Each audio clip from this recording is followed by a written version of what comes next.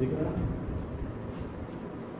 तो आज हम पिछली क्लास में हमने क्वेश्चन नंबर 2 मतलब एक्सरसाइज 3.1 में क्वेश्चन नंबर 2 को हल किए थे। आज क्वेश्चन नंबर 3 को पढ़ेंगे। कौन सा क्वेश्चन है? 3। इसमें कह रहा है the cost of 2 kg of apples and 1 kg of grapes on a day was found to be 160 rupees.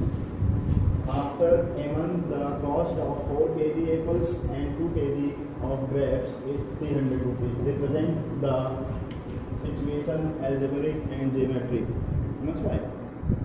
क्या दिखाना है? सिचुएशन को एल्जेब्रिक और ज्योमेट्रिक, मतलब इसको हमें एल्जेब्रिक बीजगणितीय रूप में लिखना है और ज्योमेट्री मतलब ग्राफिकली दिखाना है। तो इसमें क्वेश्चन ये कह रहा है कि द कॉस्ट ऑफ 2 kg मतलब 2 kg की कॉस्ट कितनी है? 2 kg एप्पल्स और 1 kg ग्रेप्स की कॉस्ट कितनी है? 160 रुपीज़। और 1 month after the cost of 4 kg apples मतलब 4 kg एप्पल्स और 2 kg ग्रेप्स की जो कॉस्ट है कितनी हो गई? 300 रुपीज़। तो हमें यहाँ पे इसको पहले हम दिखाएंगे एल्जेब्रिक रिप्रेजेंटेशन। एल्जेब्रिक रिप्रेजेंटेशन यहाँ पे लेट करेंगे, let the cost of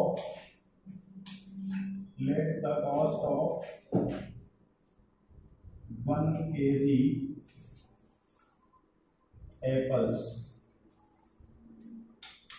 is equal x rupees. हमने 1 kg एप्पल्स की कॉस्ट क्या मान ली? x rupees. अब the cost of 1 kg grapes, उसकी कॉस्ट क्या मान ली? y rupees. ठीक है। अब हमें अकॉर्डिंग टू फर्स्ट कंडीशन में देखना है।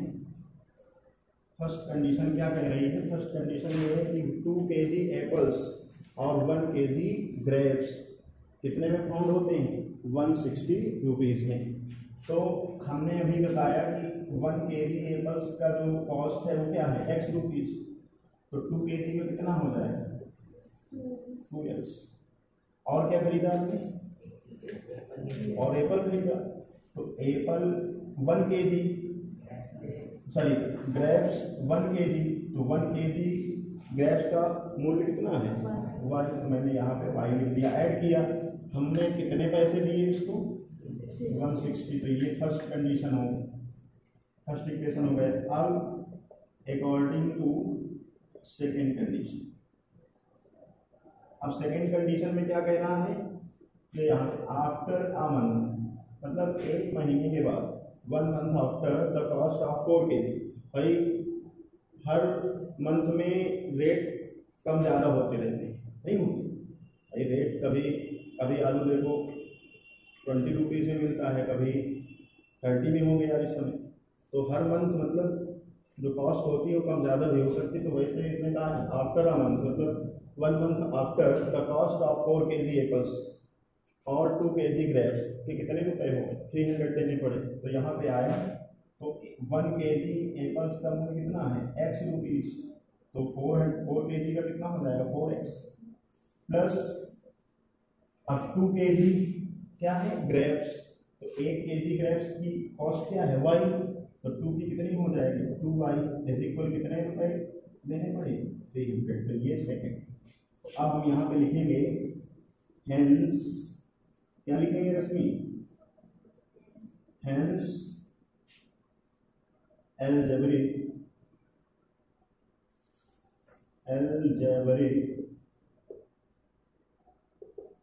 Situation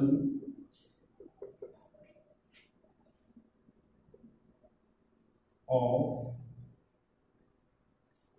hence algebraic situation of hence algebraic representation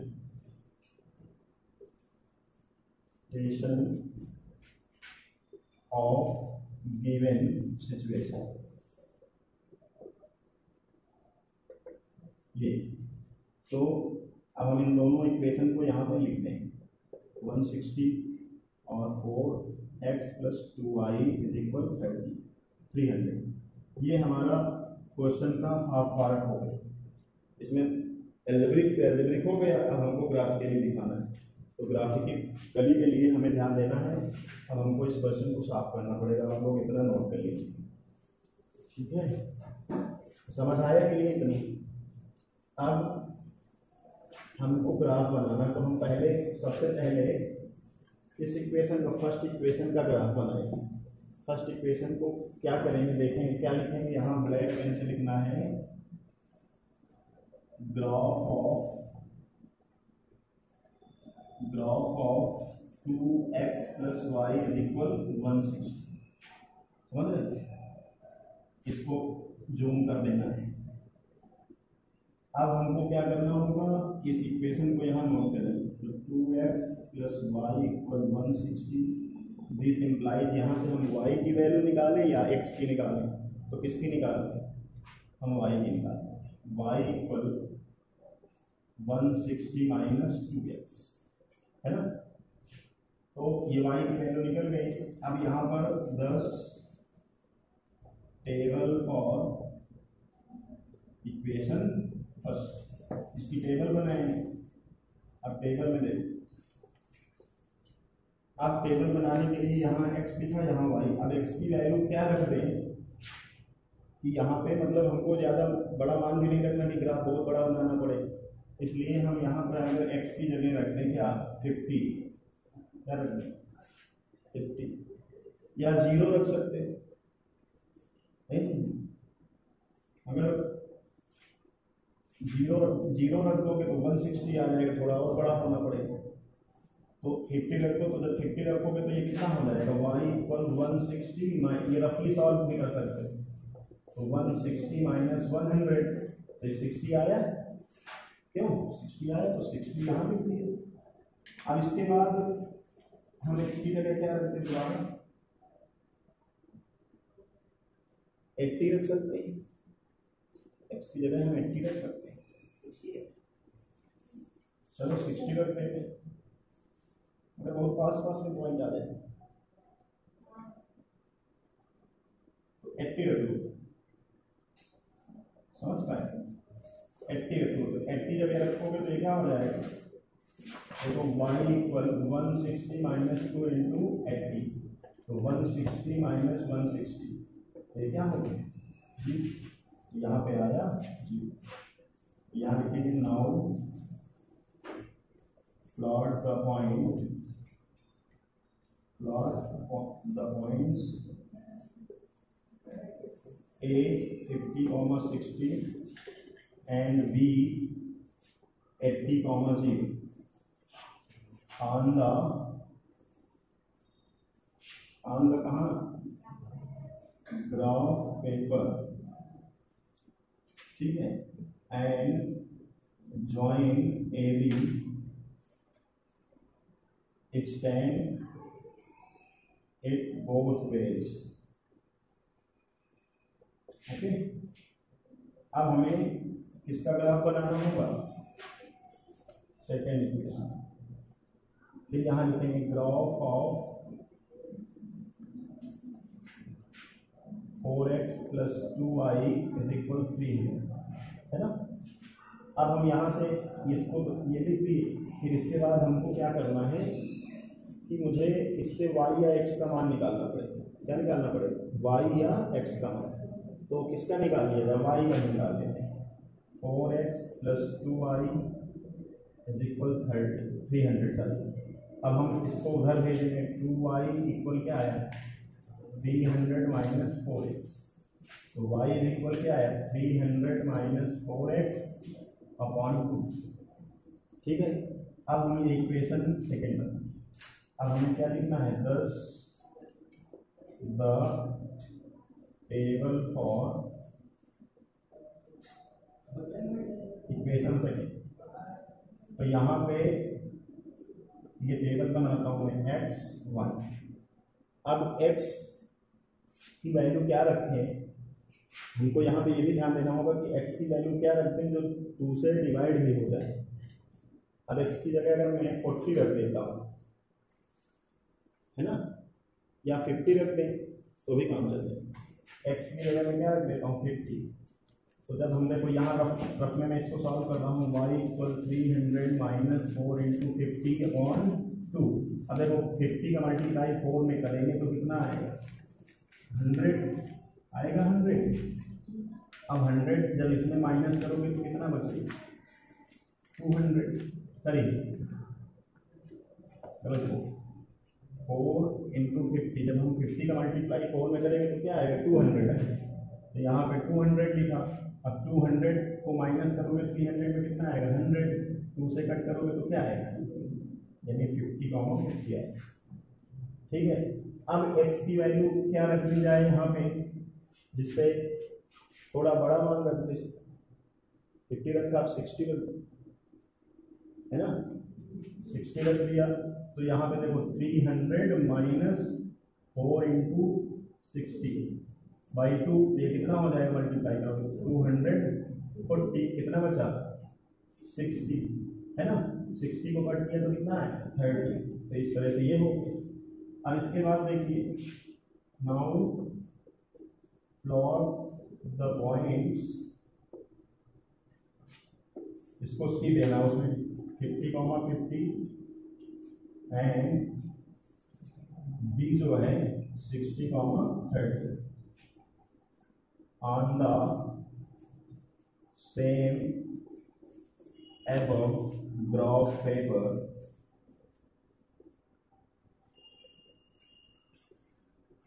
and join CD, we get graph line CD and extend it both ways. Okay, ये हो गया। तो हम टेबल तो इस तरह से बना लेंगे। अब हम ग्राफ बनाना आपको बताते हैं। इसको मुझे रफ करना पड़ेगा भाई, दूसरे पेज पे जाना पड़ेगा। अब मैं ये टेबल नोट कर लेता हूँ, क्योंकि मैं जब रफ करूँगा तो मैं देख नहीं पाऊँगा कहाँ से लिखना है। ओके, ये x y 50 60 80 0, ये फर्स्ट के लिए। और सेकेंड टेबल जो है हमारी, वो सेकेंड टेबल क्या है 50 50 60 30। ओके, अब हम ग्राफ बनाते हैं, इसको रफ कर देते हैं।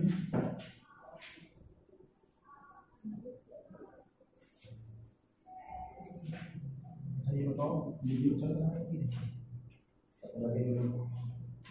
अब देखो ग्राफ कैसे, ड्रा अ हॉरिजॉन्टल लाइन। देखो भाई, मेरे पास स्केल तो है नहीं, मेरे हाथ की स्केल है। ओके, ये इसको हम क्या कहेंगे, एक्स ओ, एक वर्टिकल लाइन वाई और वाई एक्स। ठीक है। अब हम देख रहे हैं कि यहाँ मैक्सिमम जो नंबर है वो 80, तो यहाँ पे 10 10 करेंगे, 10 20 30 40 50 60 70 80। ओके, अब -10 -20 -30 -40 -50 -60, इधर माइनस में कोई है नहीं। 10 20 30 40 50 60 70 80, -10 -20 -30 -40 -50 -60 -70 और -80। ओके, अब हम now plot the point A क्या है 50, ये पॉइंट का 50, 60। तो ये जो होता है, ये कोऑर्डिनेट कहाँ जाएगा, एक्स एक्सिस एब्सिसा में। तो एब्सिसा ये होता है, 50 कहाँ से, तो ये। अब ऑर्डिनेट 60, ऑर्डिनेट मतलब ये वाई एक्सिस में, तो 60 ये है, तो इस 50 के ऊपर और इस 60 के सामने यहाँ पे आया। इसको देखा जाए तो ये ये पॉइंट यहाँ पे प्लॉट हो, इसको मैं ए कहूँगा 50, 60। ओके, अब दूसरा पॉइंट है 80, 0। तो 80 ये है, 80 अब आर डिमेंड जो है उसको 0 है, 80, 0 ये आपका बी हो गया 80, 0। अब हम ज्वाइन ए बी स्केल उठाएंगे, इसको ज्वाइन करें, ज्वाइन करके बस नहीं काम चलेगा। देखो मेरे पास स्केल नहीं है, लाइन टेढ़ी हो जाए तो माप जरूर करिएगा, टेढ़ी पक्का होगी, है ना। ये ए बी हो गया, बोथ वेज मैंने इसको एक्सटेंड किया। और इसका जो इक्वेशन था फर्स्ट बताओ क्या था, फर्स्ट इक्वेशन क्या है था, एक मिनट, 2x प्लस, इसको मैं यहाँ पे लिख दूंगा 2x प्लस वाई इक्वल 160। ठीक है, इसी लाइन के यहाँ ऐसे लिखना, मुझसे बन नहीं रहा है। अब देखो दूसरे 50, 50 तो 50 दूसरे के लिए ये सी पॉइंट जो है 50, 50 है, तो 50, 50 को हम उसमें कैसे लिखेंगे, तो 50 इसमें यहाँ तक 50 गए, अब 50 ऊपर भी गए, तो 50 ये है और 50 ये है। ठीक है, तो 50, ये आपका सी पॉइंट आया 50, 50। ओके, अब सी पॉइंट ये आ गया, डी पॉइंट क्या है 60, 30, तो 60 ये है, एक्स एक्सिस में डी पॉइंट जो है वो 60, 30, इसको बाद में, अब 60 क्या है यहाँ 60 एक्स एक्सिस में 60 है और वाई एक्सिस में 30, तो इसके ऊपर बढ़ा दो ऐसे, इसके सामने ऐसे जाओ, तो जो पॉइंट आएगा वो लगभग यहाँ पे कहीं आएगा, ये है ना। तो ये पॉइंट आपका हो गया डी, डी पॉइंट कितना है 60, 30। अब इसको स्केल उठाओ, ऐसे ज्वाइन कर दो, एक्सटेंडेड बोथ वेज, मुझे लगता है पैरेलल लाइन से। ओके, तो इस तरह से इसका ग्राफ बन गया और आप लोग की एक्सरसाइज कंप्लीट हो। ओके, इसको करके उसे नोट कर लो, बंद कर, कंप्लीट कर दें। हाँ कंप्लीट, हाँ कंप्लीट।